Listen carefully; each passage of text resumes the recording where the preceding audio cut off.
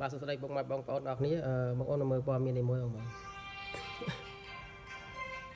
សហរដ្ឋអាមេរិកបានបើកប្រតិបត្តិការយោធាដ៏គួរឲ្យភ្ញាក់ផ្អើលវាយប្រហារប្រទេសវេណេស៊ុយអេឡាមុនពេលថ្ងៃពាក់នៅថ្ងៃទី3ខែមករាឆ្នាំ2026បំផ្ទុះទីតាំងជាច្រើននៅទូទាំងទីក្រុងការ៉ាកាសចាប់បានលោកប្រធានាធិបតីនីកូឡាស់ម៉ាដូរ៉ូនិងភរិយារបស់លោកចន្លោះម៉ោងប្រហែលបាទបងប្អូនគ្មានអ្នកណាស្មានចិត្តប្រធានាធិបតីដូណាល់ត្រាំបានទេបងប្អូន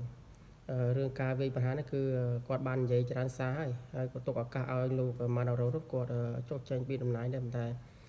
លោកម៉ាណារ៉ូគឺគាត់បានរត់ទៅរកសព្វមិត្តគាត់មានចិនមានរុស្ស៊ីអញ្ចឹងណាហើយចិននិងរុស្ស៊ីគេបដិញ្ញាជួយលោកម៉ាណារ៉ូប៉ុន្តែចុងបញ្ចប់ឃើញបងប្អូនគឺសព្វមិត្តគឺបានតែអបដៃឈរមើលអត់អាចធ្វើអីបានទេបងប្អូនអញ្ចឹងបានថាអ្វីក៏អាចកើតឡើងដែរបងប្អូនឥឡូវនេះសហរដ្ឋអាមេរិកគឺបានវាយប្រហារទៅលើប្រទេសវេណេស៊ុយឡាបងប្អូនហើយចោទប្រកាន់ថាជាប្រទេសដែលសម្បូរទៅដោយកតកម្មគ្រឿងញៀនអញ្ចឹងបងប្អូនអញ្ចឹងយើងមានតា